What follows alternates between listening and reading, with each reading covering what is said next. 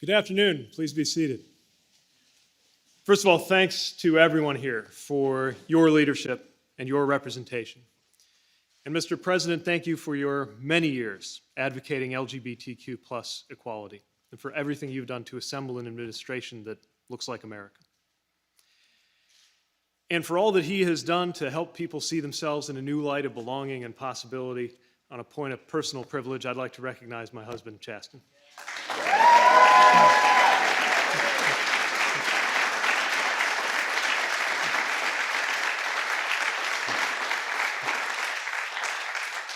Dr. Biden, an honor to be with you as well. Even for a cabinet member, I got to tell you, being in the East Room is not something you get to do every day, and certainly not often 2 days in a row. But about 24 hours ago, with enormous pride, I sat right about there and watched the president announce a bipartisan deal to make some of the most significant infrastructure investments in the history of the Republic. And it felt good.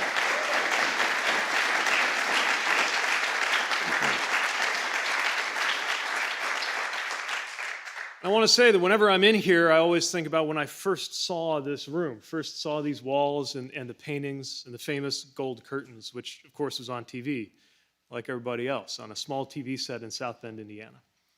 I watched TV as much as any other kid growing up in the 90s, maybe watched the news a little more than most kids, and learned a lot about how the world works.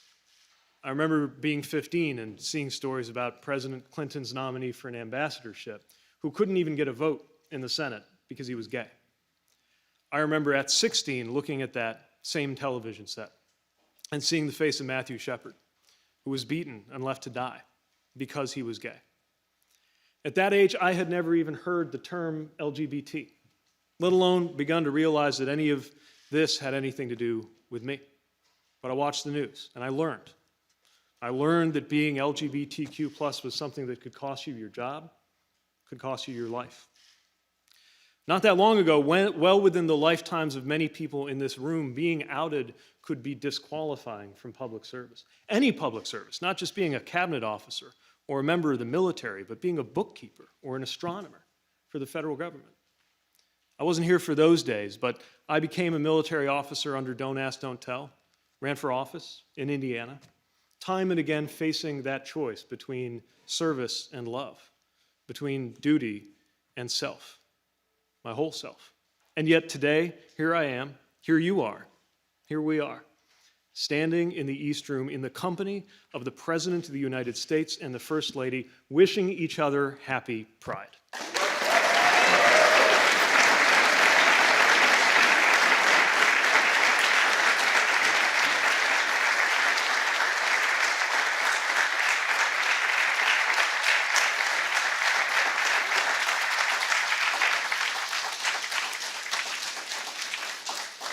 So us even being here proves how much change is possible in America. So many lives have been changed or saved by the sustained advocacy, the moral resolve, the political courage of countless LGBTQ plus leaders and allies, some elected, some invisible, some long gone, some in this room right now. Here we are, but we have such a long way to go. Around the world, LGBTQ plus people face discrimination and danger, especially in some of the same countries where democracy itself has been on the back foot lately. And here in the United States, many basic protections still do not exist. Rates of violence, especially against Black trans women, are shocking and disproportionate. And researchers found that last year, 2 in 5 LGBTQ youth seriously considered suicide. There have been great leaps forward in this country, but there are reminders everywhere about what it looks like to move backward. Not just in shocking acts of violence like the Pulse shooting that this country now rightly commemorates, but in the everyday grind of politics as rights and equality come up for debate. There's an especially dangerous political strategy arising in some states right now, as some politicians try to gain advantage by picking on transgender kids, some of the most vulnerable people in this country. There are consequences when politicians and other leaders respond to transgender people's search for equality and belonging by basically denying that someone can be transgender at all. Telling America that transgender people do not exist amounts to telling very real transgender people that they should not exist. And if you are a person in a position of responsibility, you need to understand the weight of your words. You need to understand that if you go around signaling to people that transgender youth shouldn't exist, transgender youth will hear you, and some of them will believe you. So this is a matter of life and death. And supporting and celebrating our LGBTQ plus community is a matter of compassion and decency, and it's a matter of national character, bearing on the question of whether this really can be a country of liberty and justice for all. And I am proud to work for a president and an administration that believes in that more decent and equal America. It's reflected in the very makeup of this administration, full of extraordinary out public servants, including Dr. Rachel Levine.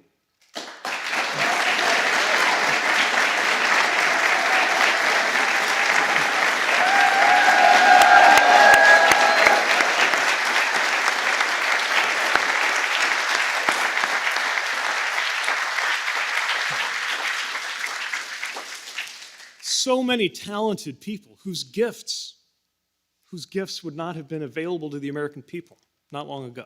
And when it comes to policy, the Biden-Harris administration is working for that better America every day. From ending the trans-military ban, to vigorous executive action against discrimination and harassment, to this White House's strong and unequivocal support for the Equality Act, which must pass, and we thank the congressional leaders here for making sure that that's going to happen.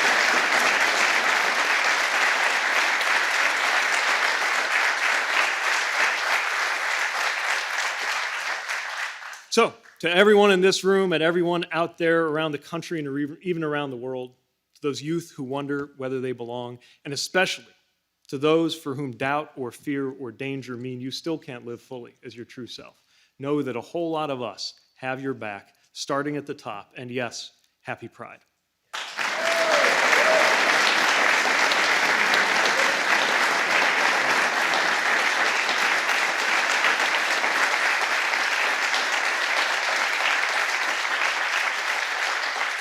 So with that, speaking of our amazing youth, I have the privilege of introducing to you an extraordinary young man, somebody whose strength and advocacy and courage can inspire us all. Please welcome Ashton Moda. Yes.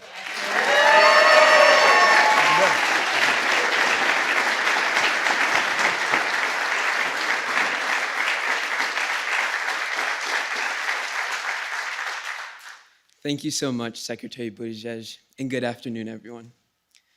My name is Ashton Moda. I use he, him pronouns, and I'm honored to be here with you all today. I'm a 16-year-old, Black, Afro-Latino high school student from Lowell, Massachusetts. I also happen to be transgender. This means that while I was assigned female at birth, I've always known in my heart that I'm the young man standing here before you today.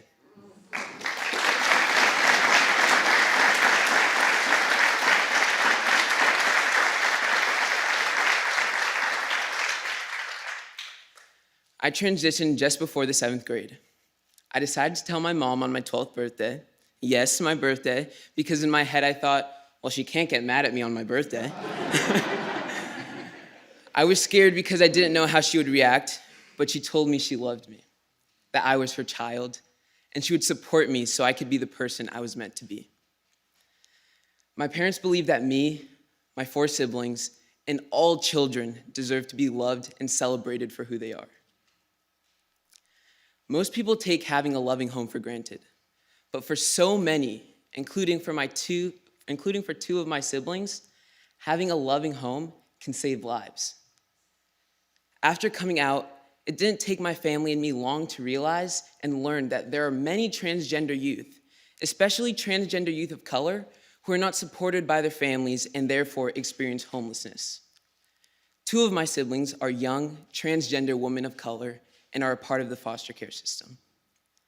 I've been with my family for a little over 2 years, and I've witnessed firsthand how surrounding them with love and affirming who they are has allowed them to grow into the beautiful souls that they have always been. It's simple. When children are loved, we thrive. Because of the love and support I've received, I've become a proud advocate for the trans community. After I came out, I fought a bill in the Massachusetts legislature that would have harmed young transgender Americans. I also am a leader with the Gender Cool Project, a nationwide movement that lifts up the positive stories of young transgender and non-binary people by showing people who we are, not what we are. We are future software engineers, teachers, elected officials, and change makers. These are the stories we tell. Most people have never met someone who is transgender, but when they meet us, see us, and hear our story, they realize we're just like all other young people. We sleep in late, we love spending time with our friends, and we make our communities better.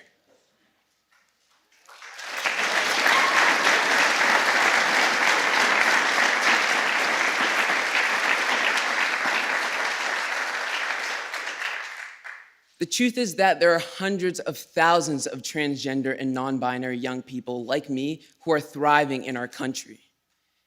But today in America, the LGBTQ+ community, especially trans women of color, continue to face discrimination, homelessness, and hate.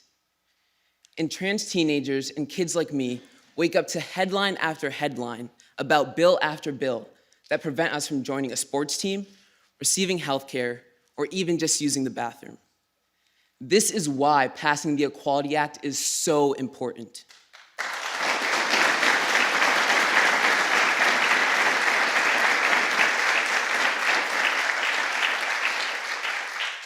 It will give LGBTQ+ people like me the opportunity to walk into the world as our true, authentic selves without having to worry about discrimination just because of who we are or who we love. I want to thank President Biden for the protections his administration has put in place for LGBTQ+ people nationwide. While we know there's work to be done, these efforts are deeply meaningful to so many young people like me. President Biden has always stood up for his family, and I know he'll always stand up for my family too. Mr. President, thank you for having our back.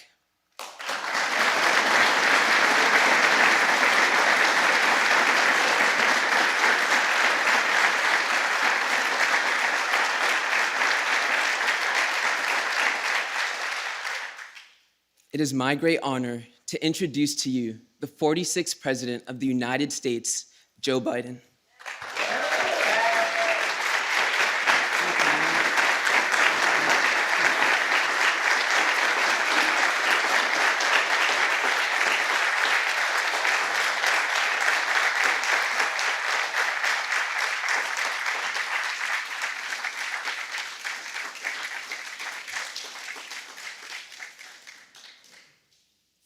My name's Joe Biden. I'm Jill Biden's husband. Ashton, thank you. You seemed awfully comfortable up here.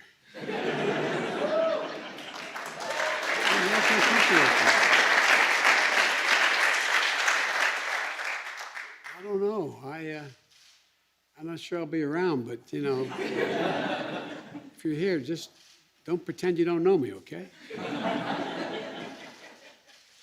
Your story, your leadership, and your mom is an inspiration. Your mom.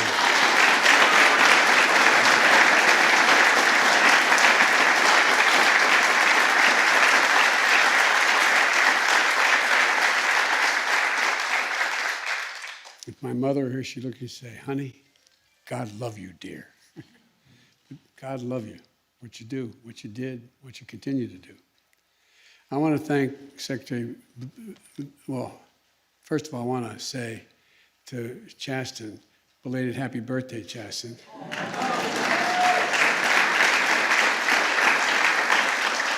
If you could hear us inside, we were singing happy birthday to him. We got a bunch of cupcakes, but not enough for everybody. Mr. Secretary, thank you. You're the best, man. Look, our presence here this afternoon makes a simple, strong statement. Pride is back at the White House.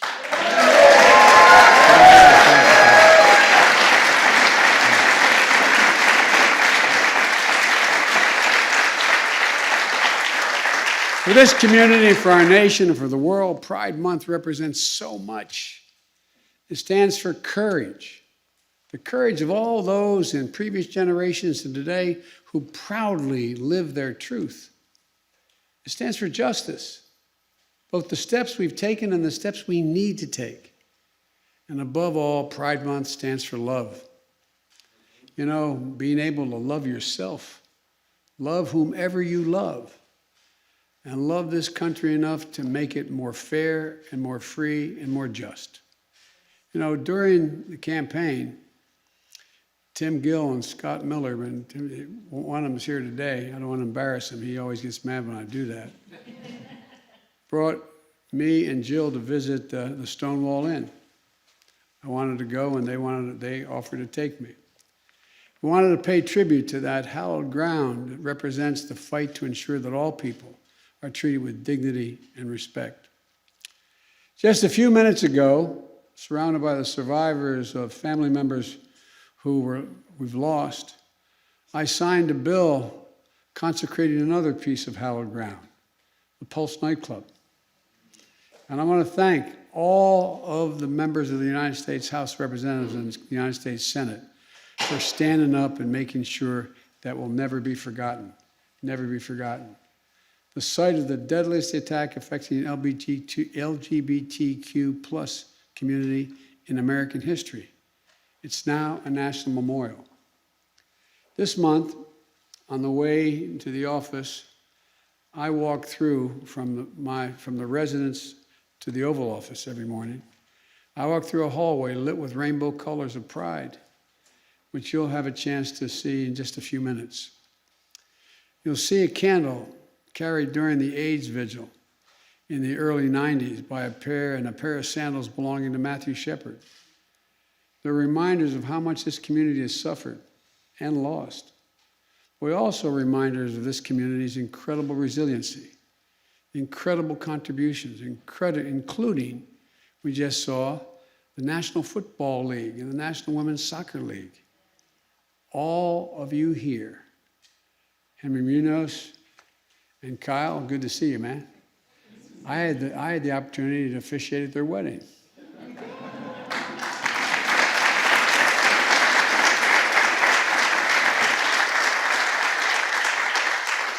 And Representative Malcolm Kenyatta, where are you, Malcolm? Good to see you, man. And Dr. Matt Miller. They stole the show at the Democratic Convention. And my friend Sarah McBride. Where's Sarah?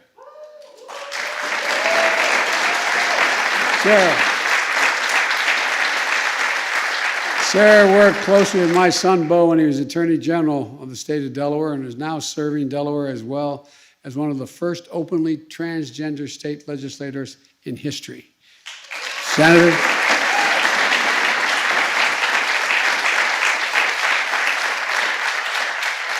We just heard from our history-making Secretary of Transportation, and we have today the first openly transgender person ever confirmed to the U.S. Senate. You just met her, Dr. Levine.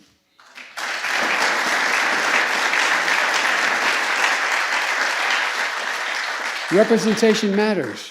Recognition matters. But there's something else that matters. Results. Results. I'm proud to lead the most pro-LGBTQ equality administration in U.S. history.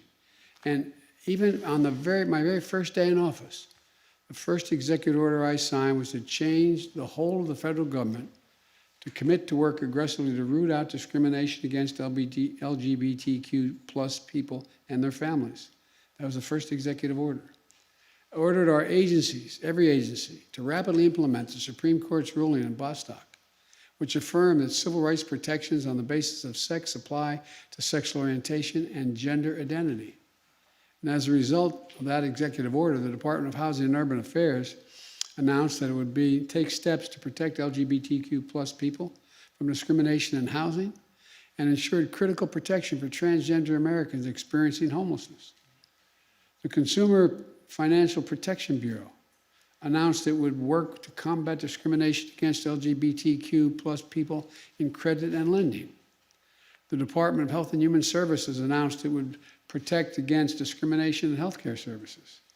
And just last week, the Department of Education made clear that Title IX protections apply to sexual orientation and gender identity and prohibit discrimination resulting from speech or racial slurs.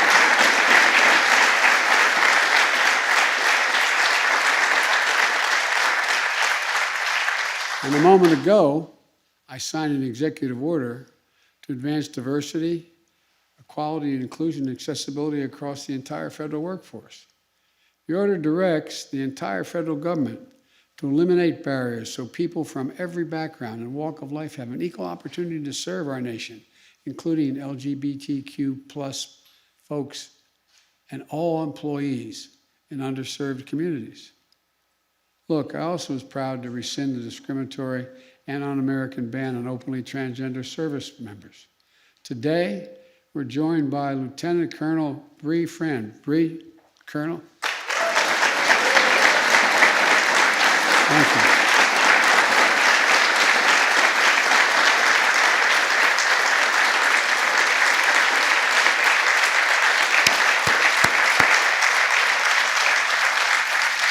One of the highest ranking openly transgender service members in the United States military. Lieutenant Colonel Friend, thank you for your service to our nation. We owe you. Thank you. And everyone who has served, everyone deserves absolute high quality of health care. That's why I was so pleased that last week, Secretary McDonough announced the Department of Veterans Affairs is beginning the process to provide more comprehensive gender-affirming care for our nation's transgender veterans. We're also making equality the centerpiece of our diplomacy around the world. We believe LGBTQ plus rights are human rights. In February, I signed a presidential memorandum establishing that it's the policy of the United States to pursue an end to violence and discrimination on the basis of sexual orientation or gender identity. This month, pride flags are flying, as some of my friends in the Obama-Biden administration who are openly gay, they are flying in more than over 130 U.S. embassies around the world.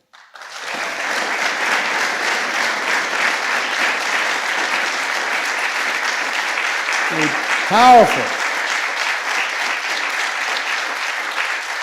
powerful symbol of our commitment to safety, dignity, and opportunity for all.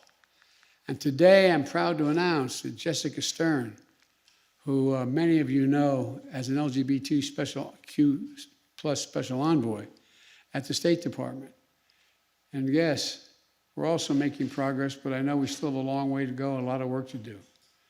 But we must protect the gains we've made and fend off the cruel and unconscionable attacks we're seeing now to ensure that everyone enjoys the full promise of equality and dignity and protection. When I was vice president, I was proud, although it somewhat surprised some people in the administration at the moment. And by the way, I did tell the president that I would not go out and proselytize, but if I was asked, I would not remain quiet. The president, I was proud, have called for marriage equality along with Barack Obama, because at the time I said, love is love, period. 6 years ago tomorrow, when the Supreme Court ruled in favor of marriage equality, we were all reminded of the White House lit up in rainbow colors. Shortly thereafter, I went to New York to celebrate with my friend Evan Wolfson and a team at Freedom to Marry. The joy was palpable. But we knew then, as we know now, that our work is unfinished. When a same-sex couple can be married in the morning but denied a lease in the afternoon for being gay, something's still wrong. In over half of our states, LGBTQ plus Americans still lack explicit state-level civil rights protections to shield them from discrimination. As I said as a presidential candidate in my first joint address to Congress, it's time for the United States Senate to pass the Equality Act and put the legislation on my desk.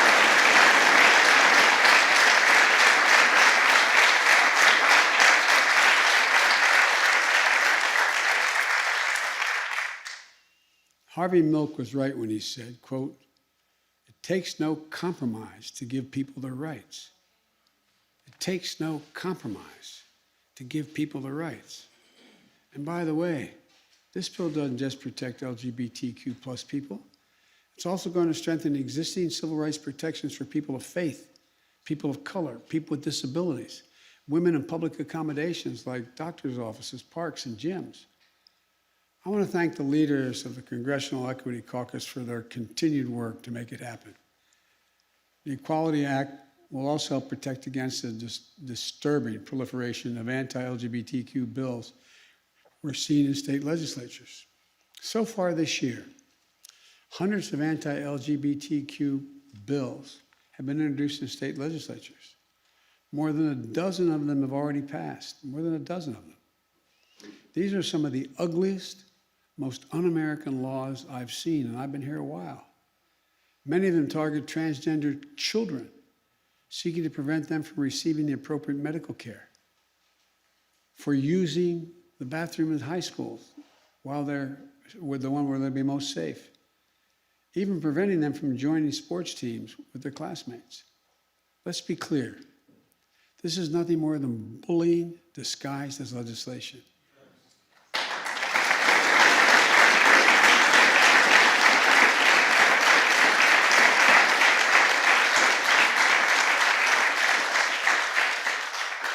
As I've said before many times, transgender kids are some of the bravest people in the world. I mean it sincerely. You just saw it with Ashton, and you'll see it with several other young people here. It takes courage to be true to your authentic self and to face, in the face of these kinds of discrimination you know exist. It takes a toll. We know more than half of transgender youth seriously consider suicide just in the past year. These young people aren't hurting anyone, but these laws are hurting them. They've got to stop. Our deceased son, Bo, when he was Delaware's Attorney General, was one of the first AGs in the country to call for legislation to establish legal protections on the basis of gender identity to protect trans people. And now the Department of Justice has filed statements of interest in cases challenging two of those bills that got passed, explaining why they're so unconstitutional. So we have to work. We have to work, do so much in these areas to support seniors aging in isolation without support, to confront disproportionate levels of homelessness and poverty and unemployment in the LGBT community, to address the epidemic and level of violence against transgender people, especially transgender women, as has been mentioned before, women of color. In the coming days, my administration is going to have more to say about that. And to finally eradicate the AIDS epidemic.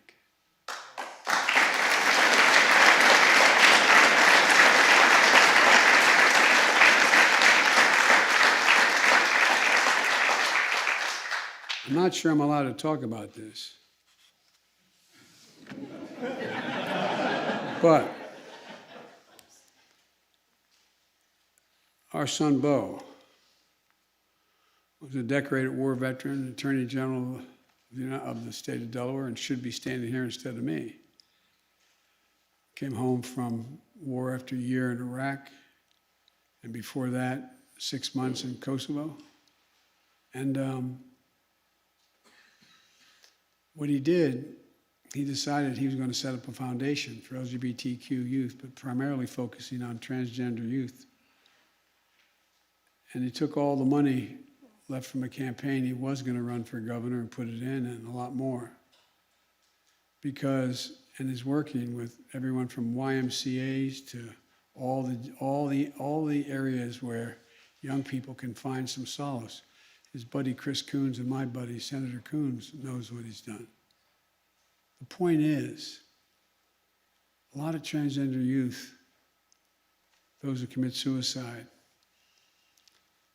based on the studies his foundation has done, do it because their mom doesn't understand.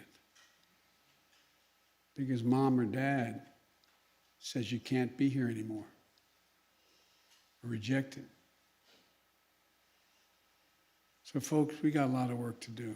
A lot of it's basically public education. Let me close with this.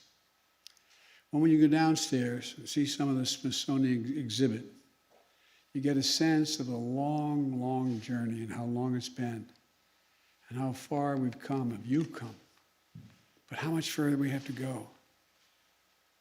So this afternoon we celebrate, but tomorrow we go back to work. Progress won't come easily. It never has. We're going to stand strong, stand together, and I promise you we will succeed. I promise you. I said to folks earlier, you know things, why, I always get asked by the press, why are you so optimistic, Biden? Well, as my neurosurgeon once said, I'm probably a congenital optimist, but beyond that, it's a simple proposition. Look at the young people, straight and gay, doesn't matter. They're the least prejudiced, this generation, the most open, the most giving, and the best educated generation in history. It's a fact in all of history. And look where they are. Look how it's changing. It's changing in ways that in my generation 270 years ago, you get beat up for defending somebody. But really and truly, there's a great reason for hope. And so much talent can be unleashed by embracing the LGBT plus community, Q plus community. So I want to thank you and say, happy Pride. May God bless you all and may God protect our troops. Thank you.